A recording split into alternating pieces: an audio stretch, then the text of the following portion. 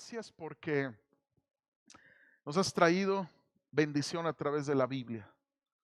Señor, gracias.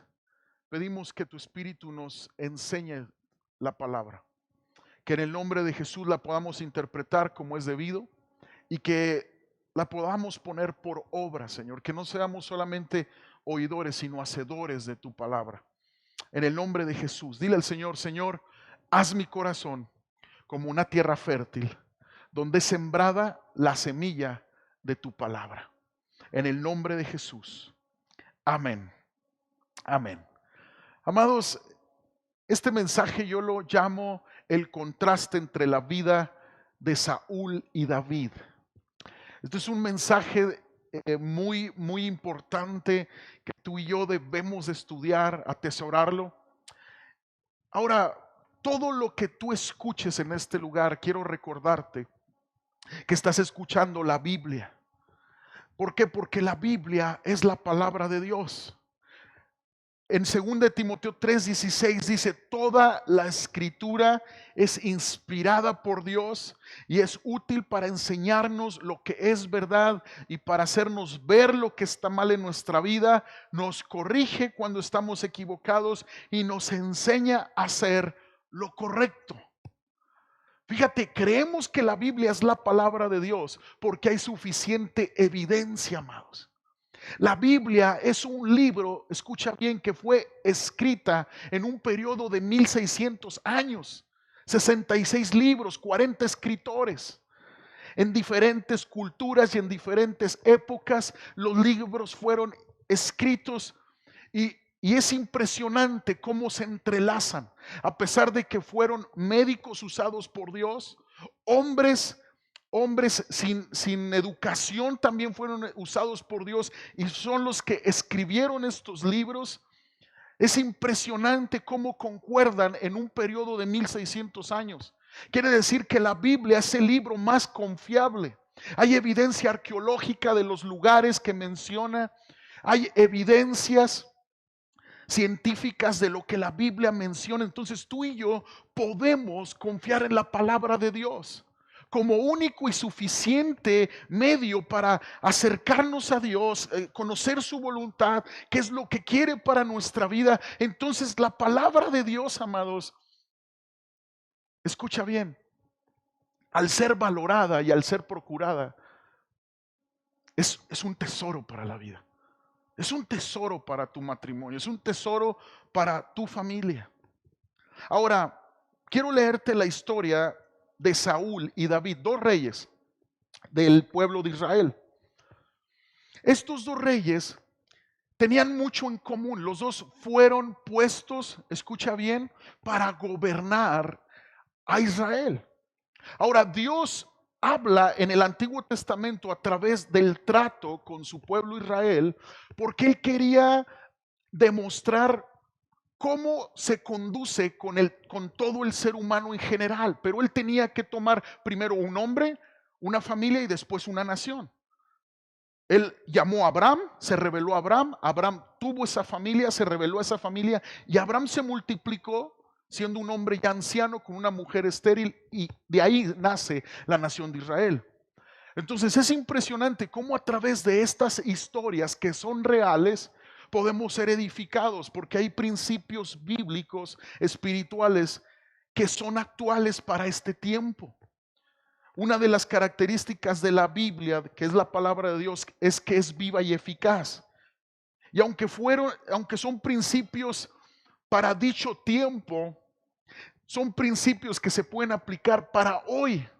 Porque la palabra de Dios es viva. No sé si te ha pasado que leíste algo en algún tiempo, te bendijo, te enseñó, te motivó.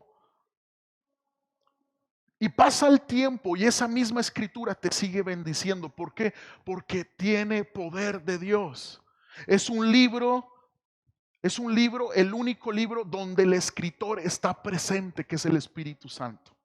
No es un libro común y corriente. Entonces la historia de Saúl y David, quiero comenzar desde 1 de Samuel capítulo 8, verso 4, va a estar en las pantallas. Dice: finalmente todos los ancianos de Israel se reunieron en Ramá para hablar del asunto con Samuel. Mira, Samuel, le dijeron, ya eres anciano y tus hijos no son como tú. Danos un rey para que nos juzgue, así como lo tienen las demás naciones. Samuel se disgustó con esta petición y fue al Señor en busca de orientación. Haz todo lo que te digan, le respondió el Señor, porque me están rechazando a mí y no a ti. Ya no quieren que yo siga siendo su rey. Desde que los saqué de Egipto me han abandonado continuamente y han seguido a otros dioses. Y ahora te tratan a ti de la misma manera. Haz lo que te pidan, pero adviérteles seriamente acerca de la manera en que reinará sobre ellos un rey. Samuel es el profeta de Dios, que tenía una función de hombre de Dios delante del pueblo, pero a la vez de gobernante. Y llega un punto donde el pueblo le dice, hey, queremos ser como las otras naciones. Queremos tener un rey y que este rey nos gobierne y nos lleve a las batallas y tengamos victorias.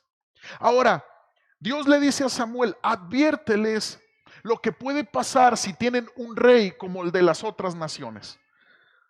Puede ser un hombre autoritario, puede ser un hombre que les traiga desgracia, puede ser un hombre que aún versículos delante dice que les pida a sus hijos que se los arrebate desde temprana edad y lo lleven a la guerra. Un hombre imprudente, un hombre que no escuche a Dios. Pero ¿qué crees? A pesar de la advertencia del profeta de Dios, el pueblo sigue insistiendo.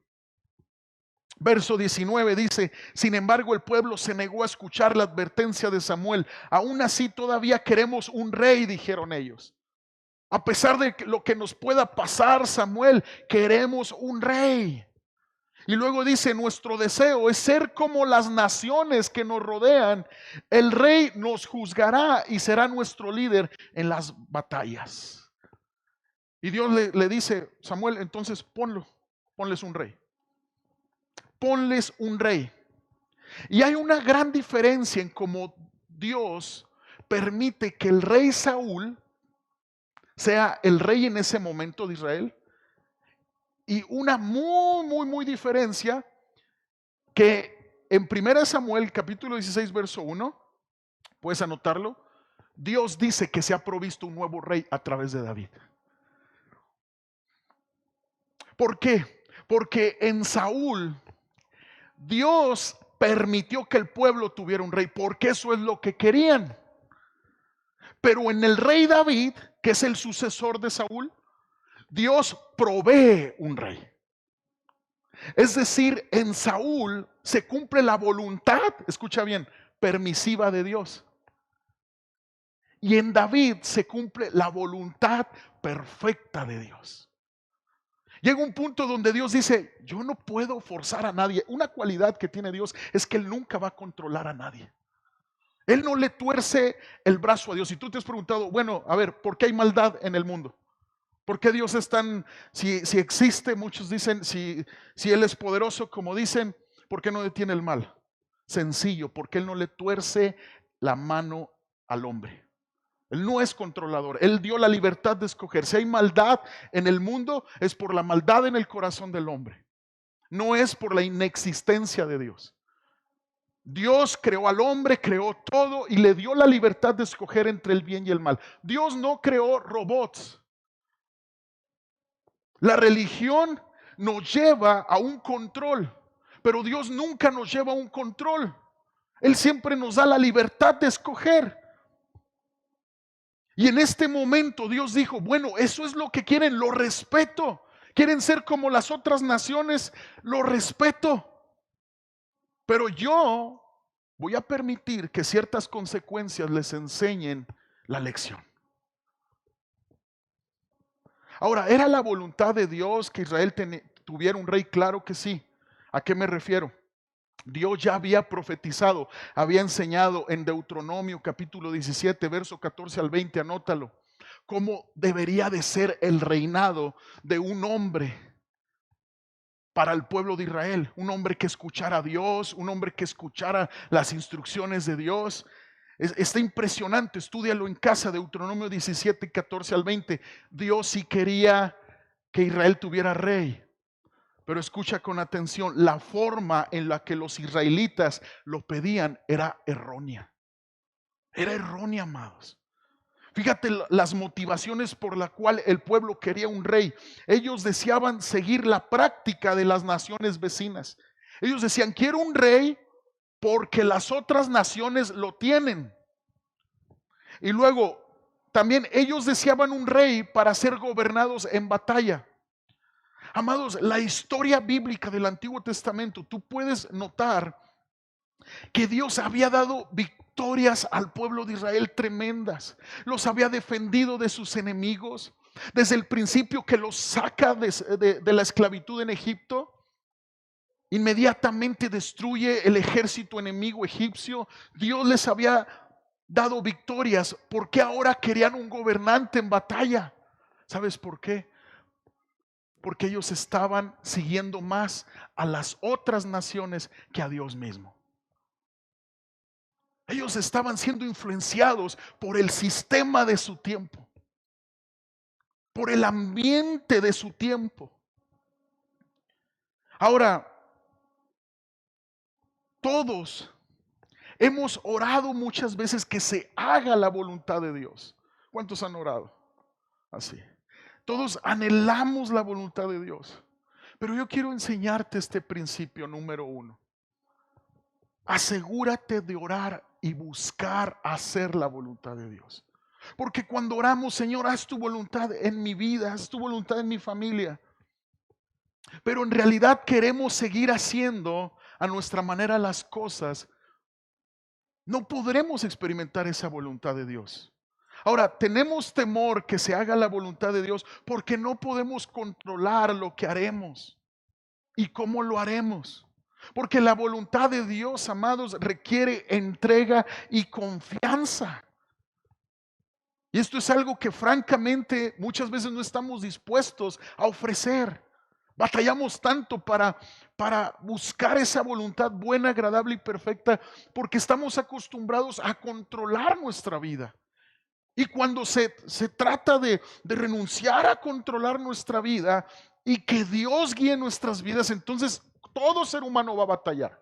¿Usted batalla, pastor? Claro que sí, porque soy carne. Y necesito la gracia de Dios para decirle al Señor, Señor, haz tu voluntad y someterme a ella. Cuando mi carne no quiere hacer la voluntad de Dios como esposo, pero yo sé que es necesario amar a mi mujer con respeto, con perdón, con tacto. Es ahí donde yo estoy renunciando a mi voluntad por hacer la voluntad de Dios. Y es ahí donde el pueblo tenía este dilema. Quería la voluntad de Dios, pero quería a su manera hacer las cosas. Amados, muchas veces pasa esto. Queremos la bendición de Dios, queremos el respaldo de Dios, pero no estamos dispuestos a hacer las cosas a la manera de Dios. Entonces no es de extrañar que nuestra pregunta principal sea, ¿qué puede hacer Jesús por mí? A ver, ¿qué me puede ofrecer el cristianismo? Porque me han ofrecido esto. ¿Qué me puede ofrecer Jesús? ¿Puede hacerme más próspero, más equilibrado, más pacífico? El sistema del mundo cautiva nuestra mente, que muchos, amados, actúan como si Dios operara en un papel de asistente personal. A total disposición nuestra, y comenzamos a usar a Dios con base en nuestra percepción de cómo Él debería de ser. ¿Qué Dios me es más cómodo a mí? Un Dios que me quepa aquí, en el bolsillo. Entonces, cuando Dios permite que haya sufrimiento en nuestra vida, nos enojamos y ponemos mala cara diciendo, ¿cómo se atreve Dios a hacerme esto? Es porque nos hicimos una idea de Dios, acerca de Dios, de cómo es Él, que no tiene nada que ver con su palabra. Y este es el problema del ser humano. que se hace dioses a su imagen. Y el más cómodo es con el que se quedan. Santiago capítulo 4, verso 1 a 3 dice, ¿qué es lo que causan las disputas? Fíjate bien, y las peleas entre ustedes. ¿Acaso no surgen de los malos deseos que combaten en su interior? Desean lo que no tienen, entonces traman y hasta matan para conseguirlo. Envidian lo que otros tienen, pero no pueden obtenerlo y por eso luchan y les hacen la guerra para quitárselo. Sin embargo, no tienen lo que desean porque no se lo piden a Dios. Y aun cuando se lo piden, escucha, tampoco lo reciben porque lo piden con malas intenciones. Desean solamente lo que les dará placer. Hay muchas oraciones, iglesia. Muchas oraciones que no son contestadas porque se están pidiendo con motivaciones incorrectas. Motivados por venganza, por envidias, por vanidad, por resentimientos.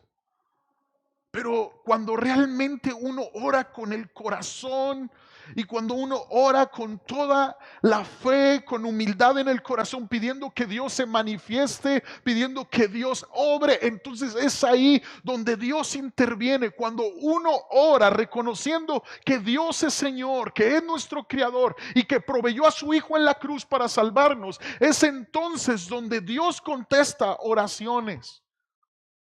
Yo creo que tenemos que pasar a un nivel de conocimiento de Dios, de revelación, de verlo de tal modo, tan grande, tan majestuoso, que el simple hecho de tener el privilegio de hablar con Él y de recibir gracia para salvación es suficiente para entregar nuestras vidas. Es suficiente para dedicar nuestras vidas a rendirle adoración y hacer su palabra. Debe llegar el punto donde Dios es Señor de nuestro corazón. Y es un privilegio adorarle y valoramos tanto su amistad que no la cambiaríamos por nada. Primero de Juan 5:13 dice, les he escrito estas cosas a ustedes que creen en el nombre del Hijo de Dios para que sepan que tienen vida eterna. Y estamos seguros de que Él nos oye. Algo que tienes que saber esta mañana es que Dios te está oyendo. Oye cada vez que le pedimos algo que le agrada, fíjate bien. Y dice, y como sabemos que Él nos oye cuando le hacemos nuestras peticiones, también sabemos que nos dará lo que le pedimos. ¿Qué le agrada a Dios que le pidamos, hermanos? ¿Qué le agrada a Dios que le pidamos? ¿Sabes qué le agrada que le pidamos? Su voluntad en nuestras vidas. A Él le agrada que le pidamos salvación. Y salvación para los demás. A Él le agrada que le pidamos que nuestros corazones sean transformados. A Él le agrada que le pidamos sanidad. Sanidad en todas las áreas de nuestra vida. A Él le agrada que le pidamos provisión. Y algo que le agrada a Él es que le pidamos entendimiento para conocer su voluntad. Para que toda necedad de nuestro corazón ceda cuando se trata de seguir su voluntad. A eso le agrada a Dios, eso bendice a Dios cuando un corazón en verdad está clamando por la intervención de Dios. Amados, Dios quiere resolver tus problemas, créemelo, créemelo, créemelo. Él es especialista en resolver problemas. Lo ha hecho en mí, lo ha hecho en mi familia. Pero escucha, Dios es un Padre tan amoroso, te ama tanto, que no resistió pasar la eternidad sin ti. Por eso dio a su Hijo en la cruz, para tenerte eternamente y no te perdieras eternamente. Dios te ama tanto que no quiere ser Dios en tu vida en una temporada solamente, en una temporada difícil. Él quiere ser Dios durante toda tu vida y toda tu eternidad. Él es Dios. Dale un aplauso al Señor. Porque Él te ama incondicionalmente. Él te ama incondicionalmente. Pero no podemos seguir pidiendo, amados, y aferrándonos a algo que sabemos que nos lleva a alejarnos de Él. Motivados por apariencia, comodidad o para ser iguales al mundo. Y en esta historia al final Dios les concede a los israelitas lo que ellos deseaban. Les dio un rey como él, como el de las otras naciones. Era alto, dice la escritura que Saúl era alto, era bien parecido. Así como su servidor, no se crean, no, él sí era bien parecido y fue escogido perfecto como rey. De hecho, la escritura describe a Saúl que sobrepasaba a todos, era el más alto del pueblo, que todo el pueblo le llegaba a los hombros. El cuate estaba acá. Y Dios les permite tener su rey. Ahora, al final, el pueblo tuvo su lección. Por medio del trágico reinado de Saúl, Dios les enseña a los israelitas que ellos necesitaban un rey que no fuera como los reyes de otras naciones. Ellos necesitaban un rey que respetara la palabra de Dios. ¿Sabes qué pasa en el reinado de Saúl? Es un reinado fluctuante. En momentos Israel tenía la victoria sobre sus enemigos y en otros momentos no. Incluso los filisteos, que eran los archicontraenemigos de Israel, llega un punto donde prohíben, fíjate bien, que en Israel hubiera herreros israelitas. Les dicen, ¿saben qué? Nosotros vamos a controlar su herrería. Si quieren que haya herrería, van a ser filisteos. Y nomás vamos a afilar lo que son las hoces para cegar la cosecha, lo que son pico y pala, ponle. Pero no les vamos a afilar espadas. ¿Por qué? Porque querían controlar su armamento. Llega un punto donde el reinado de Saúl le da la lección a Israel. ¿Cómo no pedimos la voluntad de Dios? ¿Cómo no pedimos lo que tú querías, Señor? Y fíjate, en Salmo 86:11 es una oración del rey David. Mira lo que dice: enséñame tus caminos, oh Señor, para que viva de acuerdo con tu verdad. Concédeme pureza de corazón para que te honre. Fíjate cómo era el corazón de David. Un hombre que buscaba la voluntad de Dios, que buscaba una transformación de corazón. Wow. Amados, yo quiero decirte algo. Seremos las personas más dichosas si nuestro interior logra cambiar por la obra de Dios. Hay personas que lo tienen todo en la vida, amados. Todo lo que te puedas imaginar. Pero sin un corazón libre de temor, libre de culpa, sin un corazón libre de amargura, libre de odio hacia uno mismo, hacia las personas. ¿Qué somos, amados? Podemos tener todo en la vida. Muchas personas piensan que el secreto de la vida es llegar a lograr todas sus metas. Diplomas por aquí, diplomas por allá, propiedades, vacaciones, todo. Y por dentro, amados, quisieran la paz que tú tienes en Cristo Jesús. Quisieran el gozo que tienes en Cristo Jesús. Amados, escucha bien, si logramos tener una pureza de corazón, un corazón transformado, siéntete la persona más dichosa en la vida. Tienes todo, tienes salvación, vida eterna, tienes comunión con Dios. Wow, un corazón limpio permite que disfrutes tu familia. Que disfrutes tu familia, que disfrutes tu matrimonio, que disfrutes a tus hijos. En una ocasión yo pude hablar con un hombre de muchos negocios, atacado de negocios. Yo creo que él vendía todo lo que tenía y tenía muchos negocios, muy próspero. Pero una vez me dijo, ¿sabes qué, Andrés? Me dice, ¿cómo me gustaría pasar un tiempo de paz con mis hijos? Donde yo no tendría este afán, donde yo no tuviera estas preocupaciones, donde yo no tendría este enojo toda la vida, porque mis hijos se han alejado de mí, porque siempre estoy como explotando. La rutina me hace explotar. ¿Sabes, amado? El Señor quiere cambiar nuestro corazón. Jesús dice, el que cree en mí, de su interior correrán ríos de agua viva. ¿Cómo es la obra de Dios en nuestras vidas? De adentro hacia afuera, amados. de adentro hacia afuera.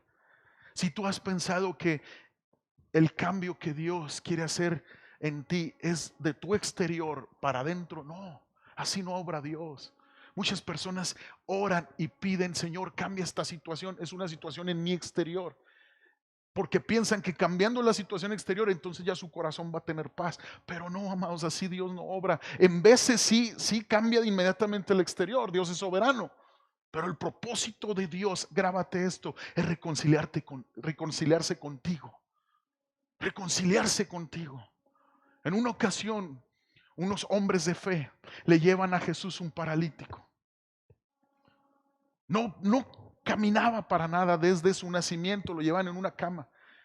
Eran de esos amigos leales que, hombre, eres afortunado si los llegas a tener. Pero ven que Jesús está predicando y toda la iglesia está llena, en una casa, estaba llena. ¿Y saben qué hacen estos cuates? Se suben al techo, abren un hoyo en el techo y bajan a su amigo. Así, no nos vamos hasta que mi amigo sea bendecido. Wow, que Dios nos dé ese corazón para luchar por los que amamos, amén. Y cuando llegan con Jesús, Jesús les dice, le dicen los amigos, hey maestro, sánalo, órale, tú puedes hacer milagros, hazlo. ¿Sabes qué palabras dice Jesús? Dice, hijo, tus pecados te son perdonados, levántate y anda. Cuando dice eso Jesús, los fariseos, los religiosos de ese tiempo, ¿qué onda? ¿Quién es este que perdona pecados? Pero ahí encontramos un principio, que a Dios le importa primero reconciliarse con nosotros, un cambio en el corazón. Y también puede hacer milagros, puede sanar al enfermo. Ahorita al final oraremos por enfermedades.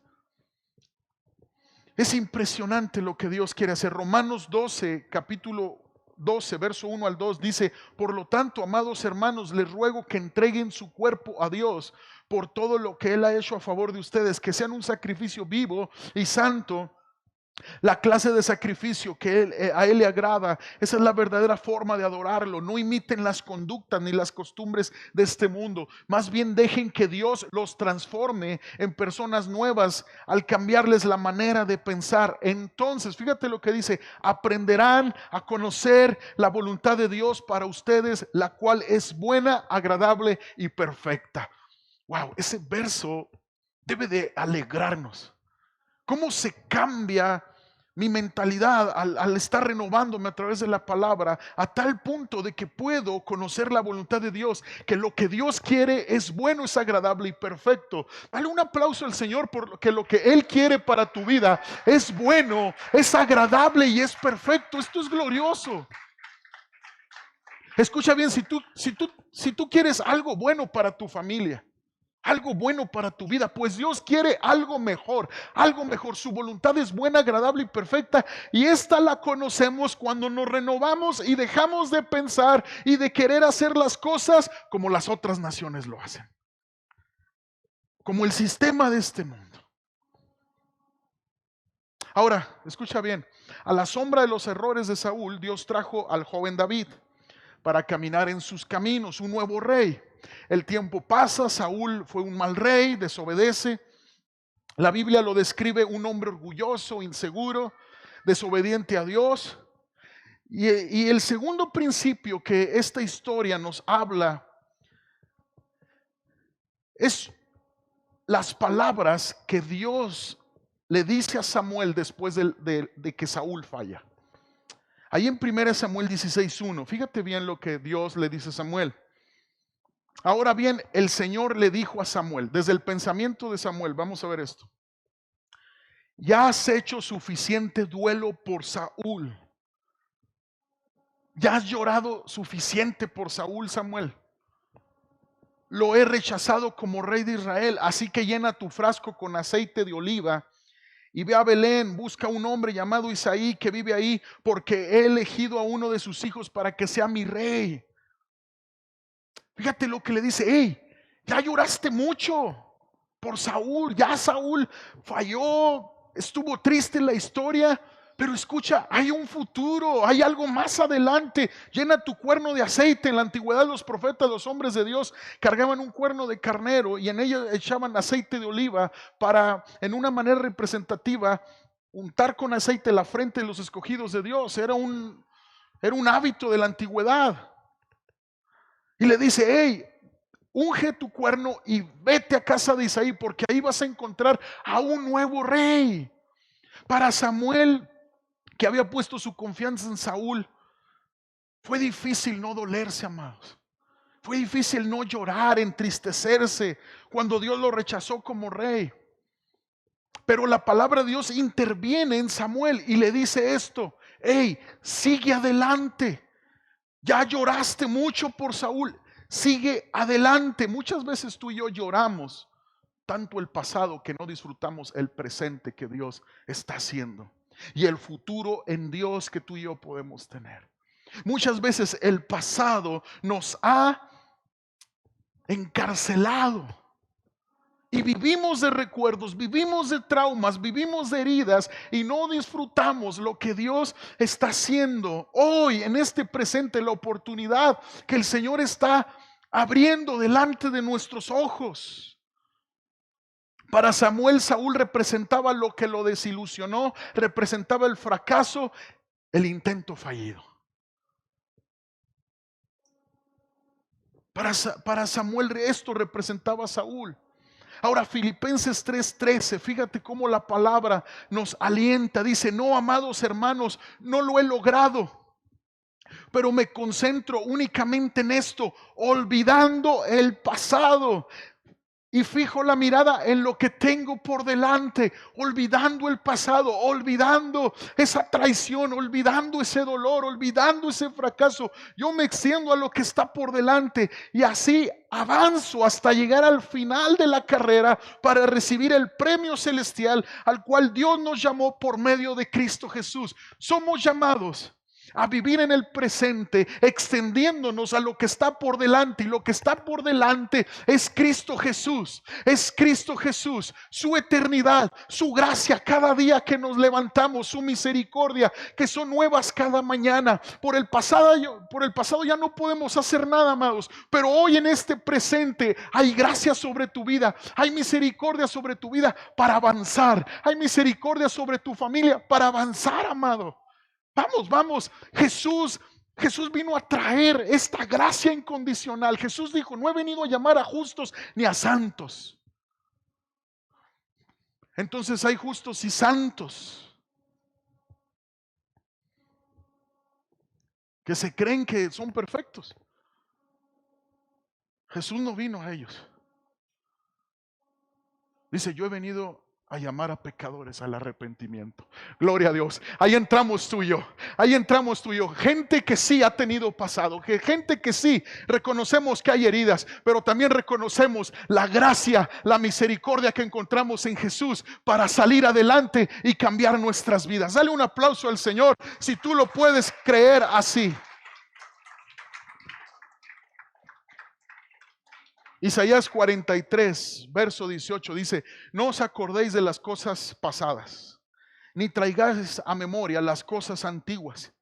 He aquí que yo hago una cosa nueva. Fíjate la obra de Dios. Yo hago una cosa nueva. Si vamos a creer en el Dios de la Biblia, vamos a creer en cómo Él hace las cosas. Él hace las cosas nuevas. Dice, no la conoceréis. Otra vez abriré camino en el desierto y ríos en la soledad. Entonces todo lo que nos lastimó, todo en lo que fallamos a Dios, después de arrepentirnos, debemos de confiar que su sangre nos cubre, nos limpia y podemos experimentar un parteaguas, porque Jesús hace nuevas todas las cosas. Ahora, en 1 Samuel 16:6, ya Samuel va a casa de Isaí a escoger a David, pero fíjate lo que hace Samuel. Cuando llegaron, Samuel se fijó en Eliab, el hermano mayor de David. Fíjate bien, y pensó, seguramente este es el ungido del Señor. Pero el Señor le dijo a Samuel, no juzgues por su apariencia o por su estatura, porque yo lo he rechazado. El Señor no ve las cosas de la manera en que tú las ves. La gente juzga por las apariencias, pero el Señor mira el corazón. Wow.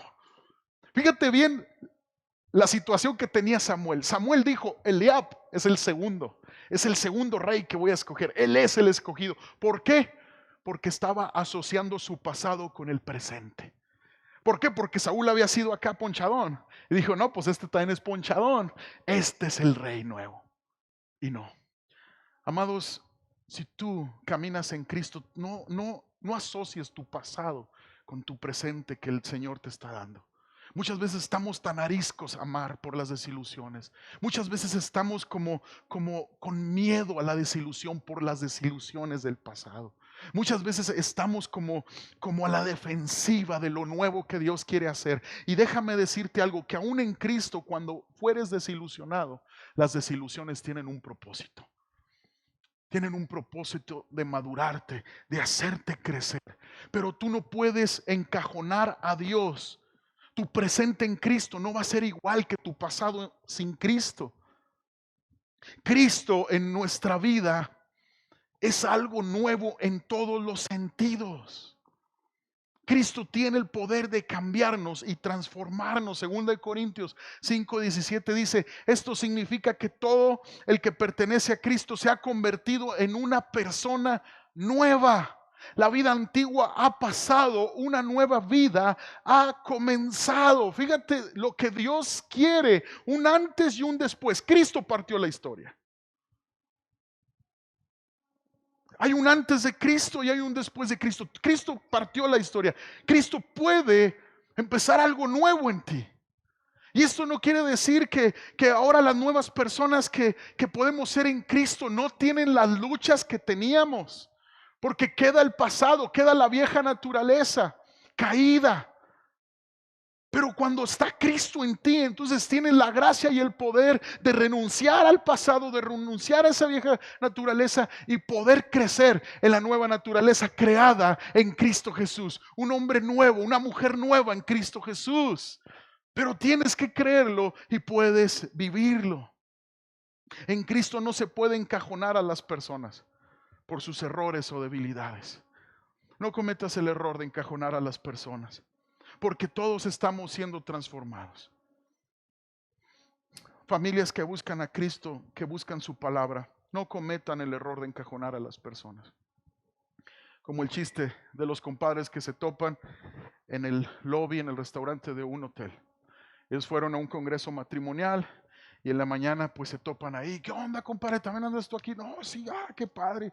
¿Y cómo te fue con tu esposa? ¿Cómo ves el retiro matrimonial? No, compadre, pues se puso bien histórica. ¿Cómo, compadre? Dirás histérica, ¿no? No, ayer se puso bien histórica. ¿Por qué, compadre? No, empezó. Y tú en 1985. Y tú en 1995. Y de ahí no la saqué, compadre. Entonces, amados, no nos pongamos históricos, porque Cristo tiene el poder de cambiar los corazones y darnos un nuevo comienzo cada momento. Amén. Denle un aplauso al Señor.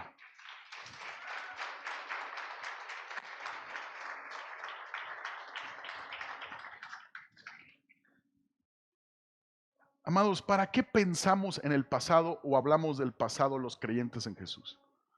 ¿Para qué? Número uno, te voy a decir, para testificar de lo que Dios hizo con nosotros, para darle gloria a Dios y que otros sean bendecidos. Número dos, para amar apasionadamente a Jesús. ¿Para qué te sirve tu pasado? Para valorar la gracia que Dios te ha dado hoy. Una mujer en el Nuevo Testamento, en Lucas 7:47, que busca a Jesús y derrama un perfume a los pies de Jesús. Todo el mundo lo juzga. No faltó Judas Iscariote decir, oh, debimos haber vendido ese perfume y darlo a los pobres porque se quería clavar la feria. Pero Jesús dijo, calmados. Fíjate lo que dice Jesús, Lucas 7:47. Te digo que sus pecados, que son muchos, han sido perdonados. Por eso ella me demostró tanto amor. Pero una persona a quien se le perdona poco demuestra poco amor. ¿Para qué te sirve tu pasado en Cristo?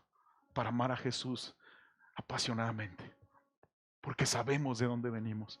Porque sabemos que nuestra vida estaba perdida sin Él. Para eso te sirve tu pasado. Número tres, para perdonar o pedir perdón si hay necesidad de hacerlo. y así encontrar sanidad. El creyente en Jesús para eso visita su pasado, para pedir perdón si hay que hacerlo, o perdonar. Número 4, para traer todo a las manos de Jesús, sean experiencias malas, sean experiencias buenas, y así esperar que Él obre en nuestras vidas. Porque Romanos 8:28 dice, y sabemos que Dios hace que todas las cosas cooperen para el bien de quienes lo aman y son llamados según el propósito que Él tiene para ellos. Entonces, Dios tiene el poder para que todo coopere para tu bien cuando tú entregas todo en las manos de Cristo. Y quiero terminar con el tercer principio de esta historia entre Saúl y David.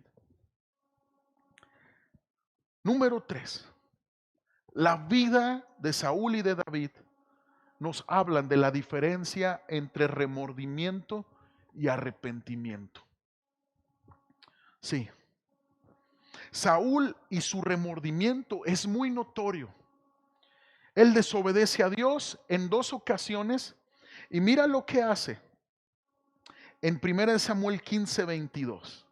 Él desobedece a Dios, presenta sacrificios cuando no tenía que presentar sacrificio. Eso le pertenecía al sacerdote, al profeta Samuel. Desobedece la instrucción de Dios de terminar con un pueblo amalecita. Desobedece a Dios. Y mira lo que hace ahí en 1 Samuel 15:22. Pero Samuel respondió, ¿qué es lo que más le agrada al Señor? ¿Tus ofrendas quemadas y sacrificios o que obedezcas a su voz? Escucha, la obediencia es mejor que el sacrificio y la sumisión es mejor que ofrecer la grasa de carneros. Estos son los sacrificios de la antigüedad, de la ley mosaica de Moisés. La rebelión es tan pecaminosa como la hechicería y la terquedad tan mala como rendir culto a ídolos. Así que por cuanto ha rechazado el mandato del Señor, Él te ha rechazado como rey. Entonces Saúl le confesó a Samuel, es cierto, he pecado. He desobedecido tus instrucciones y el mandato del Señor porque tuve miedo del pueblo y por eso hice lo que ellos me pidieron. Aquí está el remordimiento. El remordimiento siempre busca justificarse. He pecado, pero es que me vi presionado. Ese remordimiento. Esa es una tristeza. Es aceptar que hemos fallado, pero queriéndonos justificar. Pero ahora, por favor, perdona mi pecado y regresa conmigo para que pueda adorar al Señor. Pero Samuel respondió, no volveré contigo, ya que tú rechazaste el mandato del Señor. Él te ha rechazado como rey de Israel. Cuando Samuel se dio vuelta para irse, Saúl trató de detenerlo y rasgó el borde de su túnica. Verso 28 de aquí de 1 Samuel 15 dice, entonces Samuel le dijo, hoy el Señor te ha arrancado el reino de Israel y se lo ha dado a otro, a uno que es mejor que tú. Y aquel que es la gloria de Israel no mentirá ni cambiará de parecer, porque no es humano para que cambie de parecer. Entonces Saúl volvió a implorar, sé que he pecado, pero al menos te ruego que me honres ante los ancianos de mi pueblo y ante Israel al volver conmigo para que adore al Señor tu Dios. Al remordimiento, amados, le importan más las malas consecuencias que haber ofendido a Dios. El remordimiento siempre busca guardar la apariencia, la imagen. Saúl no estaba arrepentido, él tenía remordimiento, él quería seguir manteniendo su estatus. Hey Samuel, está bien, la regué, pero vuelve conmigo para que los líderes de Israel pues me sigan reconociendo como su rey. Eso es remordimiento. A Saúl le importaba más la apariencia. A Saúl le importaba más el qué dirán de la gente que la restauración de su vida. A Saúl le importaba más mantener su estatus, mantener su reinado. Y no le importaba haber ofendido a Dios. Y David también cometió errores, amados. La historia nos habla que David cayó en adulterio, incluso tapó su adulterio. Queriendo tapar su adulterio, cometió asesinato. Mandó a que el esposo de esa mujer, Betsabé, estuviera enfrente de batalla para que muriera. Y así David casarse con Betsabé. Fue increíble lo que llegó a hacer David. Pero ¿sabes qué? Él se arrepintió. Y fue notorio su arrepentimiento. ¿Me pueden ayudar con música, por favor, desde la computadora? Fue notorio su arrepentimiento. En 2 de Samuel 12:13 llega un profeta llamado Natán, confronta a David. Entonces David confesó a Natán: he pecado contra el Señor, Natán. Y el profeta le dice: sí, el Señor te ha perdonado y no morirás por este pecado, pero va a haber consecuencias, David. Y le dice las consecuencias. Y en ese mismo instante el Salmo 51 fue inspiración divina en David. Y David lo escribe y vamos a leerlo. Ten misericordia de mí, oh Dios, debido a tu amor inagotable, a causa de tu gran compasión, borra la mancha de mis pecados. Lávame de la culpa hasta que quede limpio. Y purifícame de mis pecados, pues reconozco mis rebeliones, día y noche me persiguen. Contra ti y solo contra ti he pecado. Un corazón humilde. He hecho lo que es malo ante los ojos, ante tus ojos. Quedará demostrado que tienes razón en lo que dices y que tu juicio contra mí es justo, pues soy pecador de nacimiento. Así es, desde el momento en que me concibió mi madre. Pero tú deseas honradez desde el vientre y aún ahí me enseñas sabiduría. Purifícame mis pecados y quedaré limpio. Lávame y quedaré más blanco que la nieve. Devuélveme la alegría. Deja que me goce ahora que me has quebrantado. No sigas mirando mis pecados. Quita la mancha de mi culpa. Crea en mí, oh Dios, un corazón limpio. Renueva un espíritu fiel dentro de mí. El arrepentimiento siempre clamará por la voluntad de Dios. No me expulses de tu presencia y no me quites tu Espíritu Santo. Restaura en mí la alegría de tu salvación y haz que esté dispuesto a obedecerte. Entonces enseñaré a los rebeldes tus caminos y ellos se volverán a ti. Perdóname por derramar sangre, oh Dios. Perdóname, oh Dios. Entonces con alegría cantaré de tu perdón.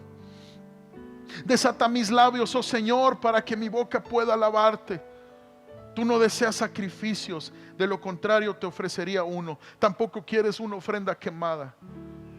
El sacrificio que sí deseas es un espíritu quebrantado. Tú no rechazarás un corazón arrepentido y quebrantado, oh Dios.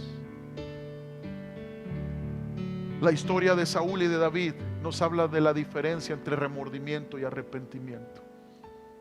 La cosa más difícil para el ser humano, amados, es admitir que está equivocado. Arrepentirse es admitir el fracaso. Aceptar la completa responsabilidad por lo que se ha hecho y por lo que se es y cambiar. ¿Qué es el remordimiento? Es un sentimiento de culpabilidad que tiene una persona por algo que ha hecho. Es un pesar por las malas consecuencias de sus malas acciones. Pero el arrepentimiento, contrario a la opinión popular, el arrepentimiento no es una emoción, sino una actitud que conduce a acciones específicas. El verbo arrepentirse en griego significa cambiar el pensamiento de uno. Describe que alguien que va siguiendo un camino cambia de opinión, da la vuelta y sigue en otra dirección. Como cuando uno se mete en sentido contrario. De repente te das cuenta que vas mal y volteas, te das la U y sigues de la manera correcta. A esto equivale arrepentirse. A esto equivale la manera en que Dios busca que nos arrepintamos. Es admitir que hemos fracasado. Es admitir que nuestra sabiduría no es suficiente. Nuestra experiencia no es suficiente. Admitir que nos hemos equivocado y provocar un cambio de dirección. Esto es arrepentimiento. Estos dos reyes nos muestran dos estilos de vida. Puedo hacer la voluntad de Dios y disfrutar lo bueno y lo agradable y lo perfecto, que es vivir lo que Dios desea. Puedo sepultar el pasado y disfrutar el presente y esperar un futuro en Cristo Jesús. Puedo escoger vivir libre de culpa, viviendo en arrepentimiento y disfrutar la vida plena a la que Dios me llama.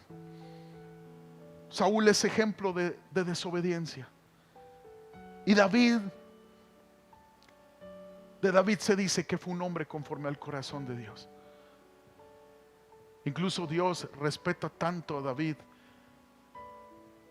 que después del reinado de David, Él habla de él con otros reyes. David, mi siervo, un hombre